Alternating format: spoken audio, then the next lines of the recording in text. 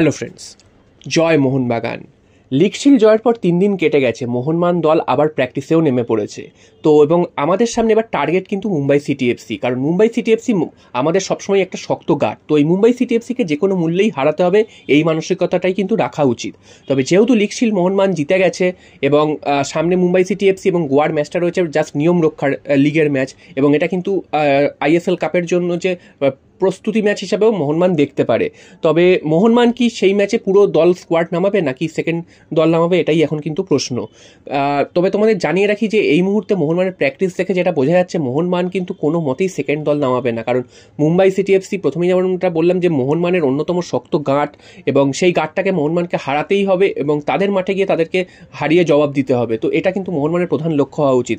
এবং মোহনবাগানের সামনে তো রোজ রোজ নতুন নতুন রেকর্ড তৈরি হচ্ছেই, এবং মোহনবাগানের সামনে কিন্তু আরও নতুন নতুন রেকর্ড তৈরি করার সুযোগ থাকবে। তো মোহনবাগান কোনোভাবেই এই ম্যাচটাকে হালকাভাবে নেবে না, বা কোনোভাবে চাইবে না যে ম্যাচটা থেকে পয়েন্ট নষ্ট করে সেই মোমেন্টামটাকে নষ্ট করে দিক এবং যে রেকর্ডগুলো তৈরি করছে সেই রেকর্ডগুলো ভেঙে যাক। তো মোহনবাগান হ্যাঁ, এখানে কিছু প্লেয়ারদের দেখে নেওয়ার একটা সুযোগ পাবে, কিছু জুনিয়র প্লেয়ার যারা কিন্তু সচরাচর সুযোগ পাচ্ছে না তাদেরকেও কিন্তু দেখার সুযোগ পাবে। তো এই পরীক্ষা নিরীক্ষাগুলো করতে পারে, তবে একেবারেই কিন্তু হালকাভাবে নেওয়া যাবে না, বা কোনোভাবে যাতে পয়েন্ট নষ্ট হয় সেরকম কিন্তু নেওয়া যাবে না। এমনিতেই মুম্বাইয়ের মাঠ অনেকটা ছোট, সেখানে খেলতে একটু অসুবিধা হয়। তো সেখান থেকেও কিন্তু 3 পয়েন্ট তুলে আনতে হবে, এবং গোয়া ম্যাচেও পুরো 3 পয়েন্ট নিয়ে কিন্তু লিগ শেষ করতে হবে, এটাই কিন্তু মোহনবাগানের টার্গেট হওয়া উচিত। তারপর তো আইএসএল কাপ তো রয়েছে।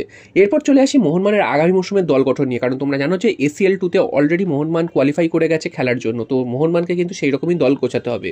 তো গতকালে একটা রিউমার বেরিয়ে এসেছিল মেহতাব সিংকে নিয়ে। তো মেহতাব সিংকে মোহনবাগান পাবে কি পাবে না সেটা পরের বিষয়, তবে মেহতাব সিংয়ের ওপর ইন্টারেস্ট দেখেছে মোহনবাগান, এই নিউজটা কিন্তু উঠে এসছে।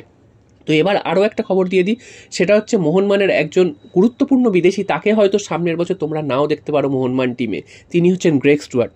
কেন তোমরা দেখতে পেতে না পারবে সেটাও তোমাদের জানিয়ে দিই, কারণ তোমরা জানো যে গ্রেগ স্টুয়ার্টের বয়সটা অনেকটাই হয়েছে। গ্রেগ স্টুয়ার্ট যখন এই মরশুমে প্রথম দিকে মোহনবাগানে এলেন, তারপর তিনি যখন ম্যাচগুলো খেলছিলেন যথেষ্ট তিনি ভালো পারফরমেন্স করছিলেন, তবে তার মধ্যে কিন্তু একটা যে স্পিডের ব্যাপার, সেই স্পিডের ব্যাপারটা অনেকটাই কিন্তু তিনি স্লো সেই জায়গা থেকে। তারপর তিনি বারবার চোট আঘাতগ্রস্ত হয়েছেন এবং তারপর তিনি আবার ফিরেও এসেছেন, তবে লাস্ট যে চোট পাওয়ার পর তিনি ফিরে এসেছেন তারপর থেকে কিন্তু তার খেলার মধ্যে সেই ধারটা দেখা যাচ্ছে না। তো এরপর গ্রেগ স্টুয়ার্টের বয়সটাও অনেকটা হয়েছে, 34 বছর। তো তিনি যথেষ্ট ভালো প্লেয়ার, তাকে যথেষ্ট সম্মান দিয়েই বলা হচ্ছে যে আগামী মরশুমে তার বদলে কিন্তু একজন ভালো মানের বিদেশি প্লেয়ারকে আনতে হবে মোহনবাগানে, তা না হলে কিন্তু মোহনবাগানের ACL পর্যায়ে গিয়ে সাফল্য পাওয়া মুশকিল আছে। তো সেই কারণে গ্রেগ স্টুয়ার্টকে ছেড়ে দিচ্ছে, এটা কিন্তু প্রায় নিশ্চিত হয়ে গেছে।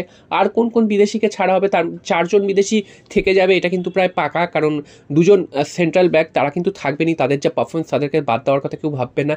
এছাড়াও জেমি ম্যাকলারেন, তিনি এই বছর সমর্থকদের প্রত্যাশা অনুযায়ী পারফরমেন্স না করতে পারলেও তিনি কিন্তু তার সাথে 4 বছরের চুক্তি রয়েছে, তাই তাকে রেখে দেওয়া হবে, এটাই কিন্তু ধরে নেওয়া যায়। আর জেসন কামিংস কিন্তু গত বছর প্রচণ্ড সমালোচিত হয়েছিলেন, এবছর তিনি কিন্তু একদম পাল্টে গেছেন, তিনি যথেষ্ট ভালো ফুটবল খেলেছেন।